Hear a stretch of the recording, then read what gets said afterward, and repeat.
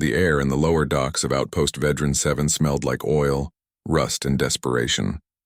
Daewon wiped the sweat from his forehead with a greasy rag and stared at the broken cooling unit in front of him. Another job that would barely pay for a week's worth of food. He was 28 years old, and this was his life now. Fixing things for people who barely looked at him. Living in a tiny room that leaked when the station's environmental systems acted up. He had come to the frontier 3 years ago, thinking the stars would offer something better than Earth's crowded cities. He had been wrong, but Daewon was good at fixing things, and that kept him alive. The station's lower levels were quiet at this hour. Most traders and smugglers were either sleeping off their drinks or making deals in the upper sectors. Daewon preferred it this way. Fewer people meant fewer problems. He gathered his tools and decided to check the abandoned cargo bays. Sometimes he found useful parts there, things people left behind or forgot about. Bay 7D had been sealed for months. The door was rusted and the control panel flickered weakly. Daewon pulled out his portable scanner and bypassed the lock. It took him 15 minutes, but the door finally groaned open. Stale air rushed out, making him cough. He stepped inside carefully. The bay was large and dark. His flashlight cut through the shadows, revealing old crates and broken machinery. Nothing special. He was about to leave when he heard it. A sound, low and rumbling, like breathing, but deeper, heavier. Daewon's heart began to pound. He moved his flashlight slowly across the bay. The beam landed on something in the far corner, a cage. No, a containment unit, massive, military grade. And inside it something moved. He should have left. Every instinct told him to turn around and walk away. But curiosity was a dangerous thing, and Daewon had always been too curious for his own good. He approached the cage slowly, his footsteps echoing in the empty bay. The creature inside was enormous, 8 feet tall even while lying down. Its body was covered in midnight black fur with silver stripes that seemed to shimmer in the flashlight's beam. A feline shape, but not like any cat Daewon had ever seen. This was something ancient, something powerful. The creature's eyes opened. They glowed amber in the darkness, bright and intelligent. They fixed on Daewon, and he felt his breath catch in his throat. A Varathian. Daewon had only seen pictures in old databases. They were legendary across the galaxy. Apex predators. Hunters without equal. And this one was trapped in a cage barely large enough for it to move. The Varathian was thin, too thin. Its ribs showed beneath the fur. Scars covered its body, some fresh, some old. Around its neck was a shock collar, the kind used on violent prisoners. The lights on the collar blinked red, active and armed. The creature didn't move. It just watched him with those burning amber eyes. There was no rage in that gaze, no mindless animal fury. There was intelligence, understanding, and something else, something that looked like resignation. Daewon's hands shook as he approached the cage. This was wrong. Everything about this was wrong. The Varathians were a civilized species. They had an empire. They had laws. Seeing one of them caged like an animal made his stomach turn. He knew what this meant. Slavery. The Takran Syndicate ran most of the illegal trade through this sector. They dealt in weapons, drugs, and occasionally people, or in this case sentient beings who were worth a fortune to the right buyer. Daewon should have walked away. Getting involved with Syndicate cargo was a death sentence. But he looked at the Varathian again, at those intelligent eyes, and he couldn't do it. He couldn't just leave. His hands moved before his brain could stop them. He pulled out his tools and examined the shock collar. It was sophisticated, expensive, but every piece of technology had weaknesses. Daewon had spent years learning how to exploit those weaknesses. The Varathian watched him work. It didn't move, didn't make a sound.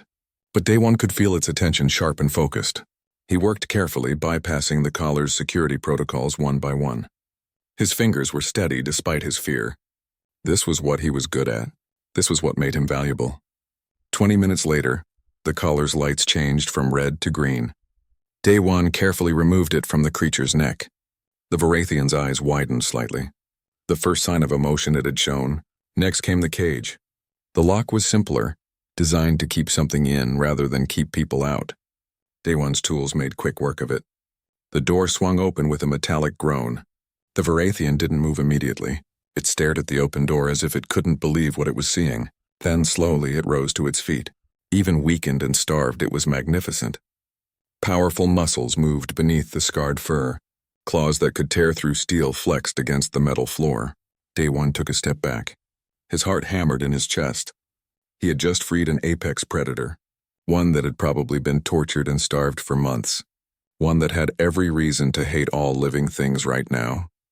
The Varathian looked at him, really looked at him. Its amber eyes seemed to pierce through Day One's very soul. Then it did something unexpected. It lowered its head slightly, just a fraction, a gesture of acknowledgement. Maybe even respect. Then it moved. Not toward Day One, but past him.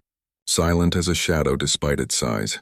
It limped toward the bay door, and Day One noticed one of its legs was injured. The Varathian paused at the entrance, looked back at him one more time, and then disappeared into the darkness of the station's corridor. Day One stood alone in the empty cargo bay, staring at the open cage. Reality crashed down on him like a physical weight. What had he just done? He had freed Syndicate property. Extremely valuable Syndicate property. When they found out, they would come for him. They would kill him slowly and painfully as a message to anyone else who thought about interfering with their business. He should run, pack his things and steal a ship, get as far from this station as possible. But his legs felt like lead. He couldn't move. All he could do was stare at that empty cage and wonder if he had just made the biggest mistake of his life. The alarm started 2 hours later. Day One was back in his workshop trying to act normal when the station's speakers crackled to life. Security alert. Valuable cargo stolen. All exits sealed. Nobody leaves until the thief is found. Day One's hands froze over the engine part he was pretending to fix. His workshop door was flimsy. If the Syndicate enforcers came here, it wouldn't slow them down for even a second. He looked around at his tools, his projects, his tiny life on this forgotten station. He had thrown it all away for a creature he didn't know, for a principle that wouldn't keep him alive. But when he closed his eyes, he saw those amber eyes again, that intelligent gaze, that small gesture of respect, and despite the fear coursing through his veins, Day One didn't regret what he had done. Some things were worth dying for. Freedom was one of them, even if it wasn't his own. 3 days passed. 3 days of fear and paranoia. Day One barely slept. Every sound made him jump. Every shadow looked like an enforcer coming to drag him away. The Syndicate had locked down the station completely. Nobody in, nobody out. They were searching every room, every corridor, every ventilation shaft. The security footage would show him eventually. It was only a matter of time. D1 had tried to hack the bay's cameras, but he wasn't good enough. His skills were in mechanics, not software. The evidence was there, waiting to condemn him. He was working on an old power converter when they finally came. 4 of them. Takran Syndicate enforcers in black armor, carrying plasma rifles. They didn't bother knocking. They just burned through his workshop door like it was paper. The leader was a tall man with cold eyes and a scar across his jaw. He pointed his rifle at Day One's head. "The mechanic. We've been looking for you." Day One's mouth went dry. His tools were scattered across the workbench. Nothing he could use as a weapon. Not that it would matter against 4 armed enforcers. He raised his hands slowly. "I don't know what you're talking about," he said. His voice was steadier than he expected. The leader smiled. It wasn't a pleasant smile. "Bay 7D, 3 days ago. Security footage shows you entering. Our property was inside. Now it's gone." He moved closer, the rifle never wavering. The Varathian was worth 5 million credits. The buyer was very disappointed. "So we're disappointed. You understand?" Day One swallowed hard. 5 million credits. He had freed something worth 5 million credits. The Syndicate would make an example of him. They had to. Otherwise, everyone would think they were weak. "Where is it?" the enforcer asked. "I don't know," Day One said. It was the truth. He had no idea where the Varathian had gone. The enforcer sighed. "Wrong answer." He raised his rifle. "Don't worry. We'll make it quick. Well, relatively quick." Day One closed his eyes. This was it. He had known it would end this way. At least he had done one good thing before he died. The sound came from above. A low growl that made the air itself seem to vibrate. Day One's eyes snapped open. The enforcers looked up just as the ceiling panel exploded downward. The Varathian landed in the center of the workshop like a shadow made flesh. It was faster than Day One's eyes could follow. One moment it was falling. The next it was among the enforcers. Claws flashed. Blood sprayed. Men screamed. It was over in seconds. 4 armed enforcers, Trained killers with military-grade weapons, and they didn't stand a chance. The Varathian moved like water, like wind, like death itself. Every movement was precise and lethal. No wasted energy. No hesitation. When the last enforcer fell, silence filled the workshop. The Varathian stood among the bodies, breathing heavily. Its fur was matted with blood, but Daewon didn't think it was hurt. The creature turned to look at him with those amber eyes. Daewon couldn't move, couldn't speak. He had just watched an apex predator do what apex predators did best, and it had done it to save him. The Varathian limped closer. Its injured leg was clearly still bothering it. It stopped a few feet away from Daewon and sat down. The posture was almost casual, like it was waiting for something. "Thank you," Daewon whispered. His voice was shaky. The Varathian's ears twitched. It made a sound, deep and rumbling. Not a growl, something else, almost like it was trying to speak. Daewon's mind raced. Varathians were intelligent. Everyone knew that. They had language, culture, technology, but their vocal cords were different from humans. They couldn't speak Galactic Common. At least not in a way humans could understand, but they could understand it. Daewon was sure of that now. The way the Varathian looked at him, the way it responded to his words, it understood everything. "You came back," Daewon said. "You could have run, could have hidden, but you came back for me." He felt his throat tighten. "Why?" The Varathian reached out slowly with one massive paw. It touched Daewon's chest gently, right over his heart. The gesture was clear. "You freed me. I protect you." Daewon looked down at the bodies on his workshop floor. "We need to leave. More will come. The whole station will be looking for us now." The Varathian nodded, actually nodded. The human gesture looked strange coming from the feline head, but the meaning was unmistakable. Daewon's mind shifted into planning mode. Fear was still there, but now he had purpose.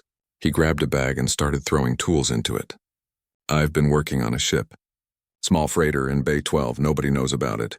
I was fixing it in secret, planning to sell it eventually. If we can get there, we can escape." The station's alarms began blaring. Red emergency lights flooded the corridor outside. Someone had found the bodies. The hunt was on.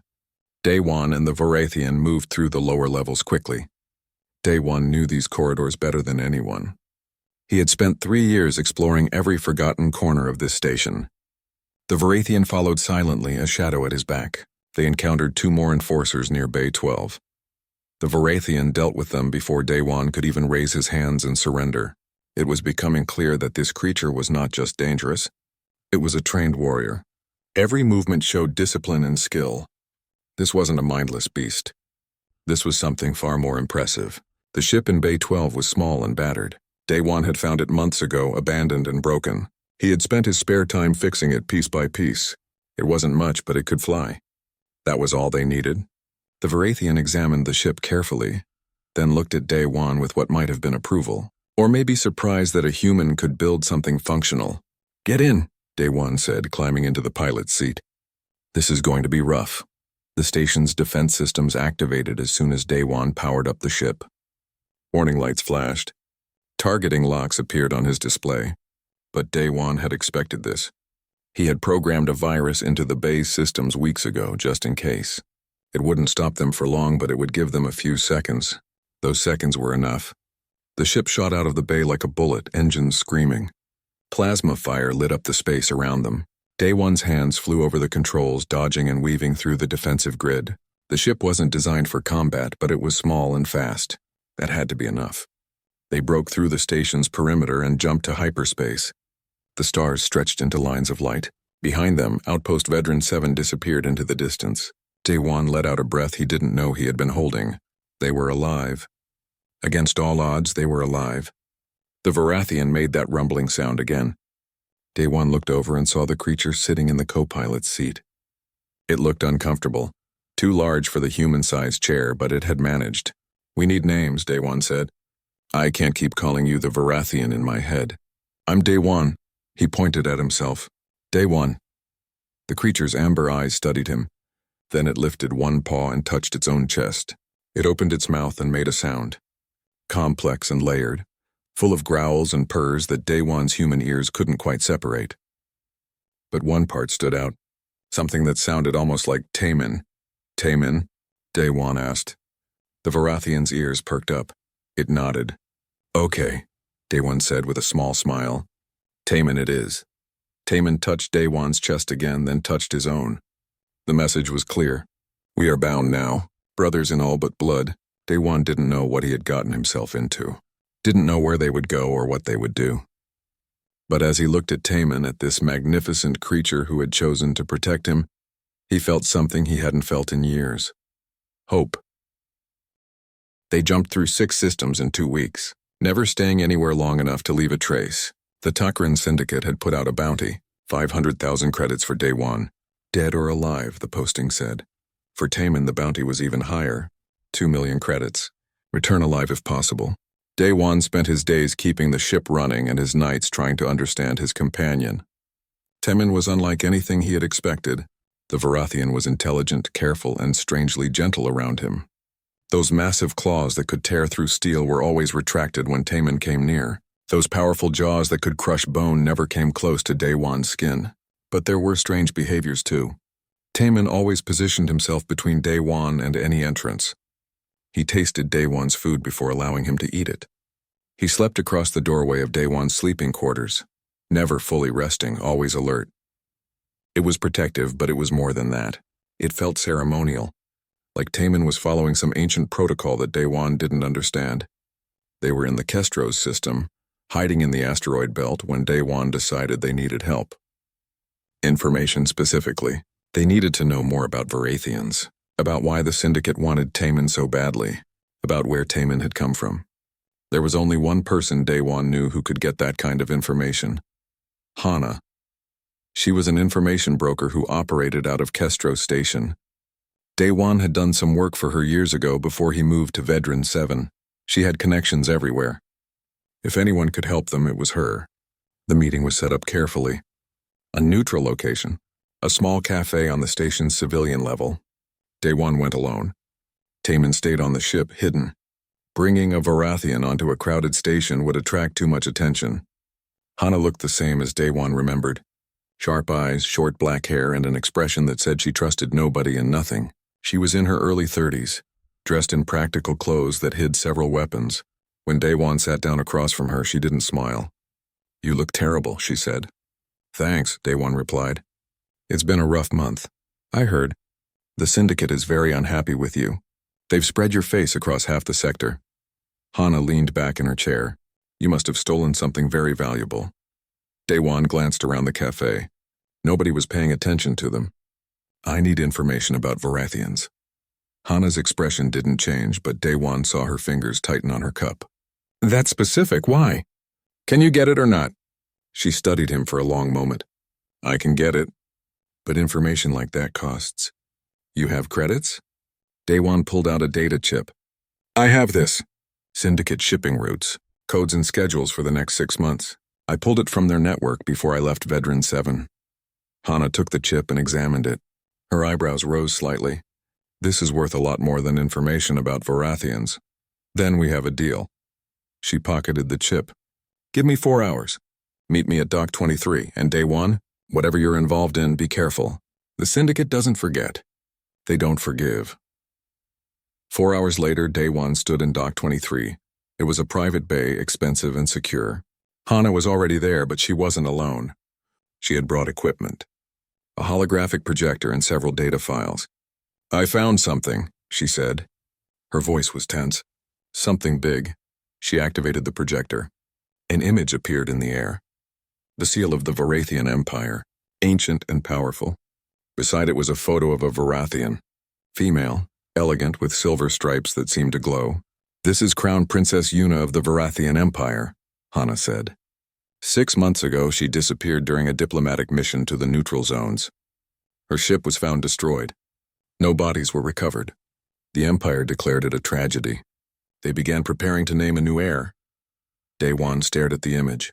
What does this have to do with... Hana cut him off. She didn't travel alone. Varathian royalty never does. They have guardians. Warriors chosen at birth and bound to protect the royal family with their lives. These guardians are the best fighters the Varathian Empire has ever produced.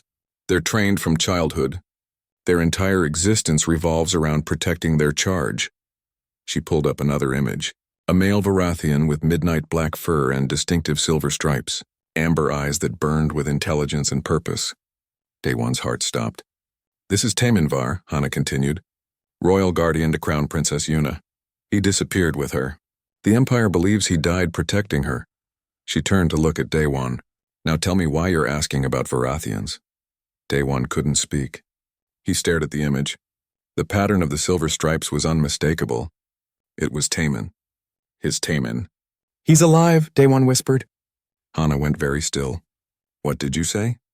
The Varathian I freed from the Syndicate. It's him. It's Taminvar. Daewon ran his hands through his hair. I didn't know. I just saw a creature in a cage and I couldn't leave it there. Hana stared at him like he had grown a second head. You freed a royal guardian?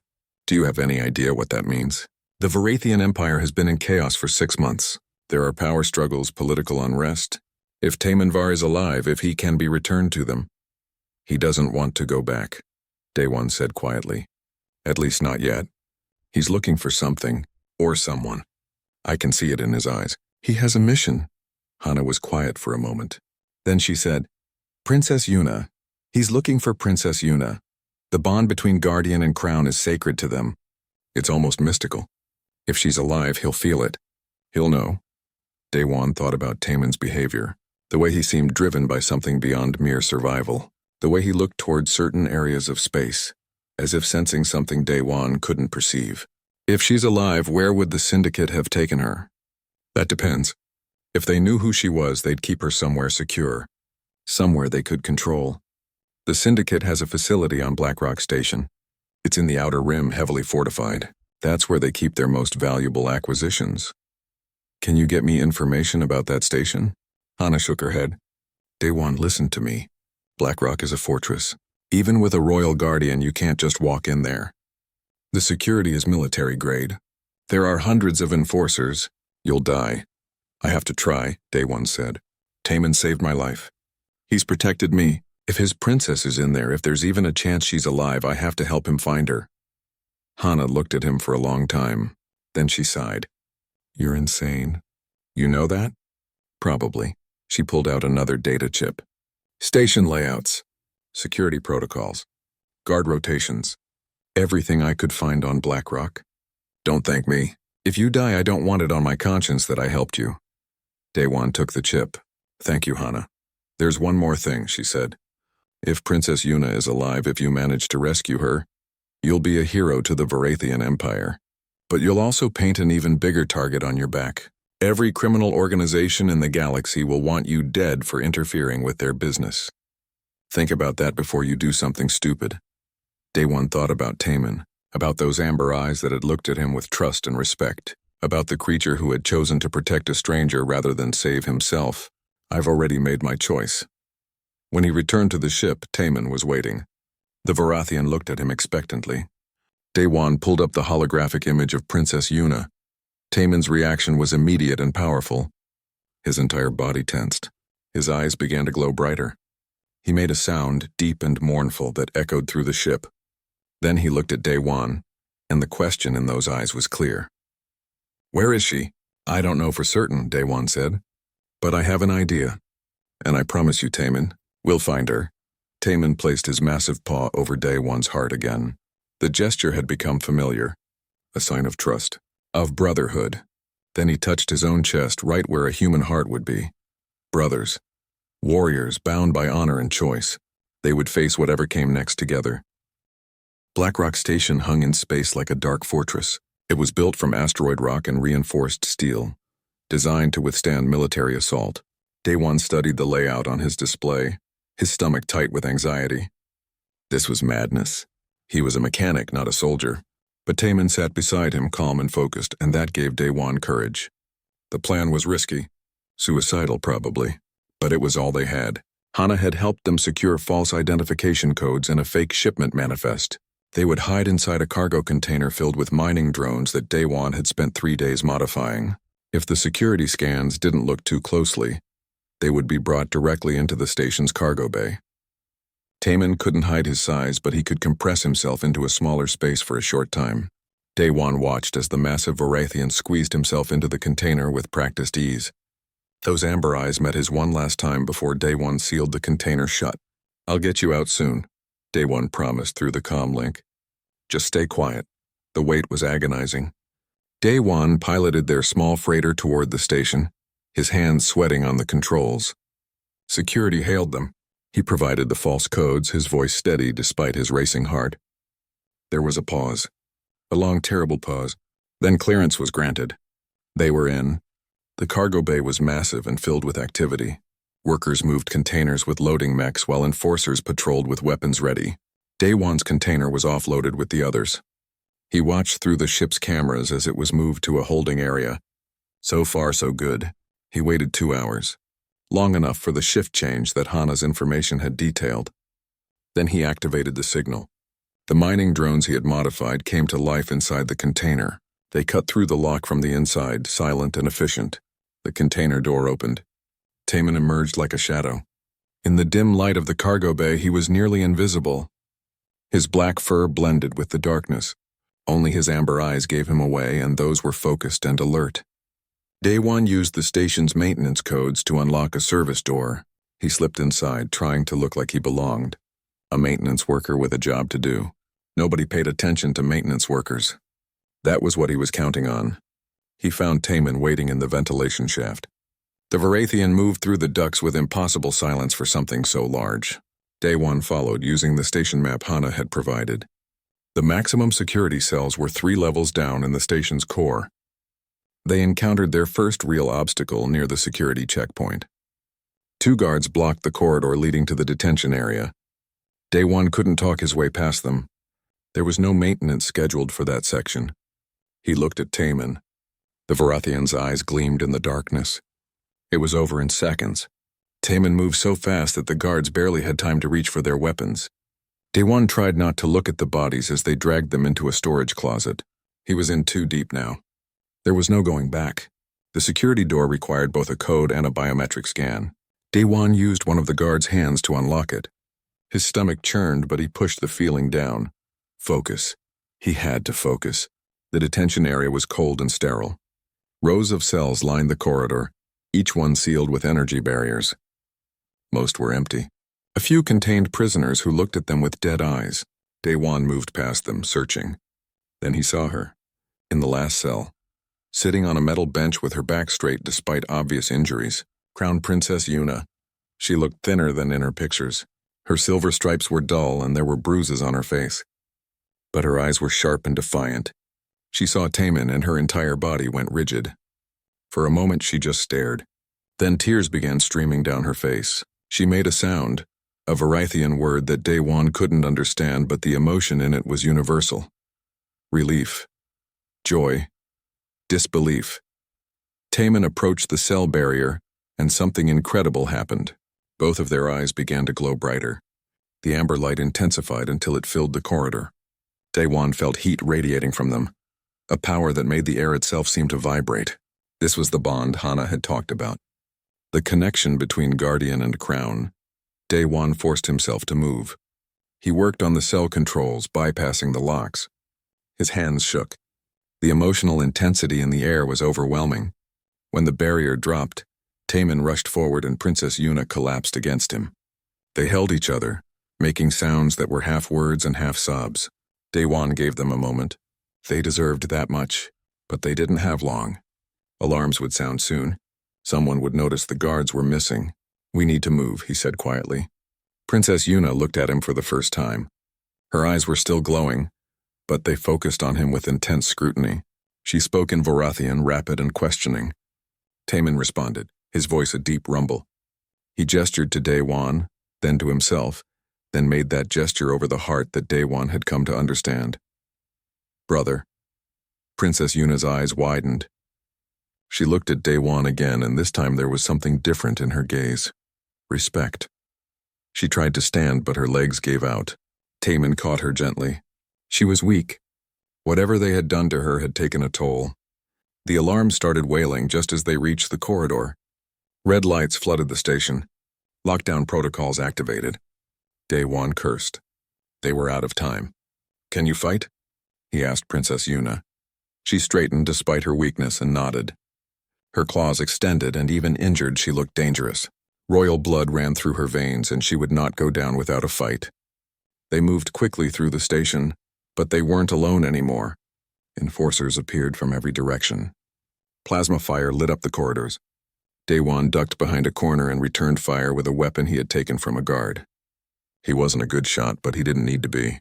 He just needed to provide cover. Taemin and Yuna were magnificent. They moved together like they were one being, anticipating each other's movements perfectly. This was what a trained guardian and crown could do. They were unstoppable. Enforcers fell before them like wheat before a scythe. But there were so many, too many.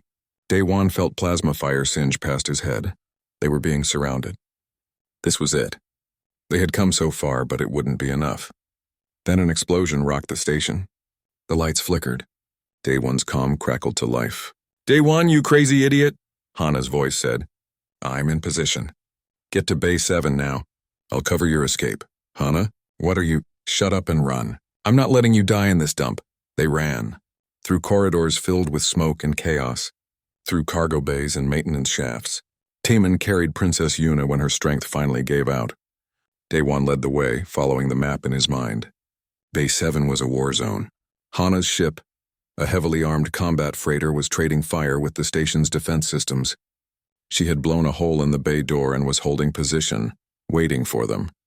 They sprinted across the bay as weapons fire exploded around them. Daewon felt something hit his shoulder and he stumbled. Pain exploded through his arm. But Taemin was there, steadying him with one powerful arm while carrying Yuna with the other. They made it to the ship. The ramp was already down.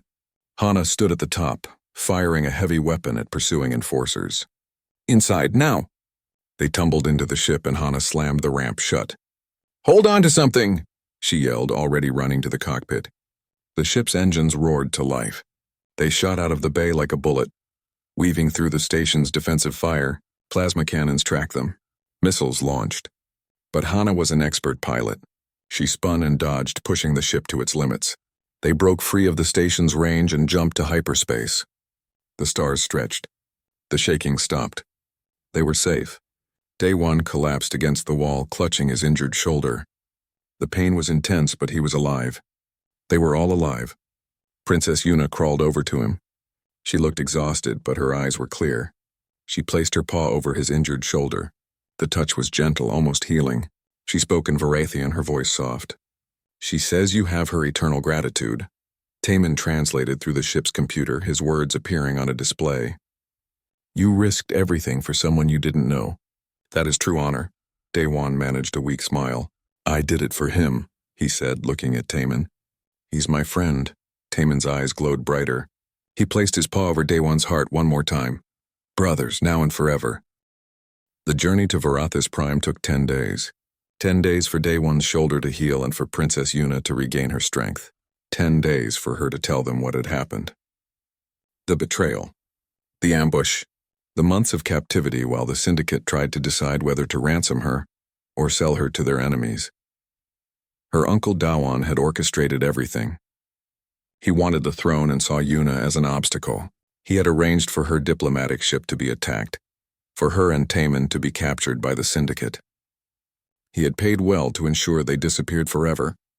Then he had returned to the Empire and played the grieving family member while positioning himself as the next heir. Yuna's amber eyes burned with cold fury when she spoke of him. Justice would be served. Varathian justice was absolute.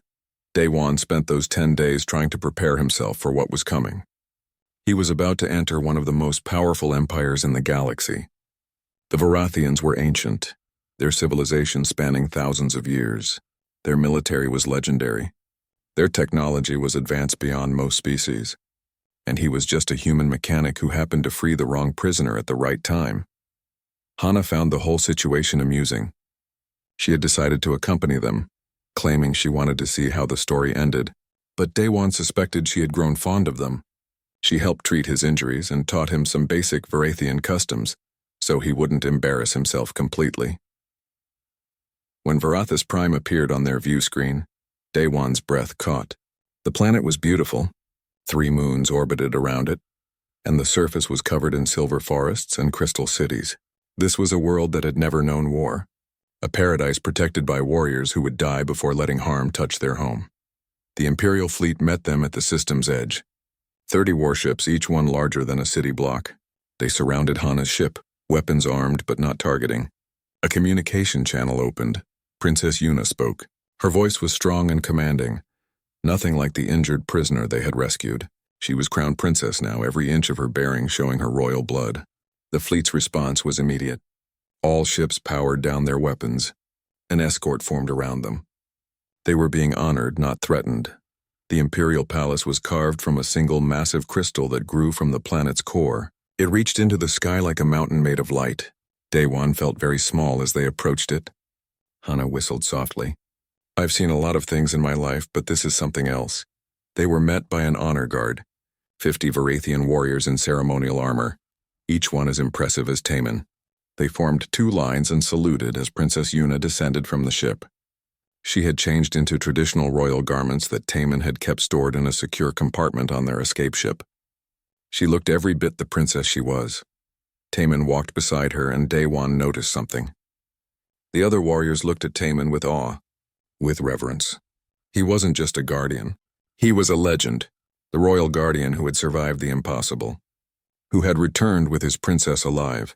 Daewon and Hana followed behind, feeling very out of place. The palace interior was overwhelming. Everything was beautiful, ancient, and spoke of power that had endured for millennia. Varathian nobles in elegant clothes stopped to stare as they passed. Word was spreading fast. The princess had returned. The throne room was massive. The emperor and empress sat on crystalline thrones that seemed to be made of captured starlight. Emperor Gideon was silver-furred with black stripes, his bearing showing centuries of leadership. Empress Nari was elegant and regal, her amber eyes sharp and calculating. Around them stood the royal court, hundreds of nobles and warriors. Princess Yuna approached her parents and knelt. Taemin knelt beside her. The entire court went silent. Then Emperor Gideon rose from his throne and descended the steps. He reached down and lifted his daughter to her feet. He embraced her, and the Empress joined them. For a moment they were just a family reunited after terrible loss. Then the Emperor's eyes found Daewon. His gaze was intense, weighing and measuring. Daewon forced himself to stand straight despite the urge to run. He was representing humanity right now. He couldn't show weakness. Come forward, human, the Emperor said. His voice was deep and resonant, speaking galactic common with perfect clarity. Daewon approached and dropped to one knee. It seemed appropriate. Hana did the same beside him, though he could feel her tension. You are the one called Daewon, the Emperor continued, the mechanic who freed my daughter's guardian from slavery. Yes, Your Majesty, Daewon said. His voice was steady.